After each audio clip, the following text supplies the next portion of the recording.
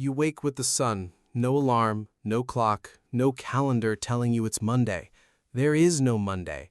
There is only light and dark, hunger and rain, the slow turning of seasons you've watched your whole life. You are not going to work today, and yet by sundown you will have done more physical and mental labor than most modern humans manage in a week. Here's the question that quietly undoes a lot of what we assume about our ancestors. If there were no jobs, no money, no bosses, what did people actually do with their time? For decades, the popular image was grim, brutish, a desperate scramble for survival, dawn to dusk, just to not starve. But anthropological research tells a stranger, more interesting story, one where our distant ancestors may have worked less than we do now and filled the rest of their hours with something far more complicated than idleness. So what really filled a day 20,000 years before the first paycheck? To understand this, you have to throw out the word job. For roughly 95% of human history, our species lived as hunter-gatherers, small, mobile bands, no agriculture, no permanent settlements. And the evidence on how they spent their time is more precise than you'd expect.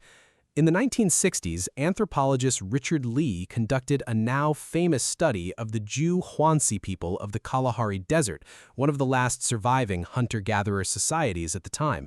His findings stunned the field. Adults spent roughly 15 to 20 hours a week on subsistence activities, hunting, gathering, food preparation. Not 40, not 60, around 15 to 20. That's proof point one. Here's the second.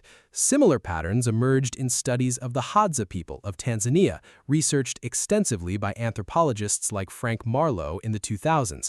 Hadza foragers, too, spent a relatively modest portion of daylight hours actively securing food, with significant time left for rest, socializing, and craft.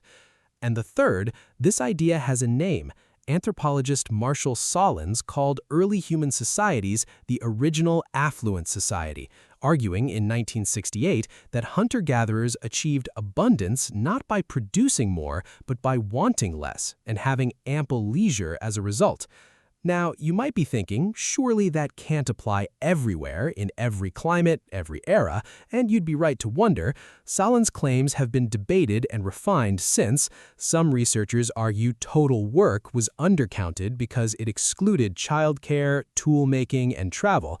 The picture is more textured than ancient people were on permanent vacation, but the core finding holds up surprisingly well across multiple independent studies. So picture it. Not as a survival horror story, but as an actual day. You wake before dawn not because you must, but because the cold wakes you. The fire from last night is embers now. Someone stirs it back to life. There's a murmur of conversation. Last night's stories, today's plans, who's pregnant, who's annoyed at whom. Gossip, it turns out, is ancient technology. It's how trust gets built, how reputations get managed, how a band of 30 people stays a band of 30 people instead of fracturing into chaos. By mid-morning, the group splits. Some go to gather roots, tubers, fruit, depending on season and region, a task that across many foraging societies fell disproportionately to women and was remarkably reliable in caloric return. Others go to hunt, a higher risk, higher reward activity, often led by men, though this division varied considerably by culture and region. A 2020 study of the Aceh and other groups found that in some societies, women's hunting was more common and more skilled than older models assumed, a genuine and ongoing rewriting of the textbook story. By early afternoon, the active labor is largely done, and this is where it gets strange to modern ears. The rest of the day isn't empty. It's full of tool repair, of teaching children to flake stone or track animals, of long, unhurried conversation. Anthropologist Polly Wiessner, studying Jew Huansi storytelling, found that after dark, conversation shifted dramatically, away from gossip and complaint and toward myth, history, and imaginative stories. Story, not survival, dominated the firelit hours. This is the turn.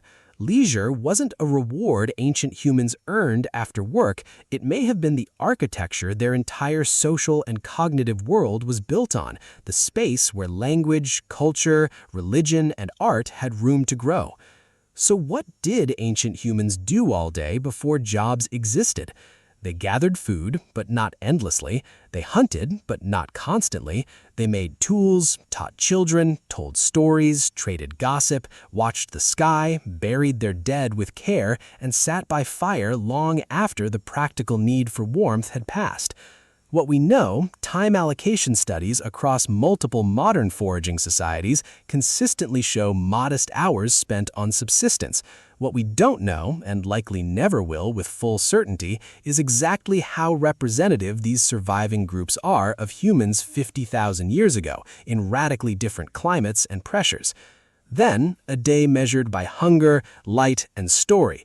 Now, a day measured by a clock that owes nothing to the sun. Maybe the real mystery isn't how our ancestors filled their time without jobs, maybe it's how we came to believe that time only counts for something when someone else is paying for it.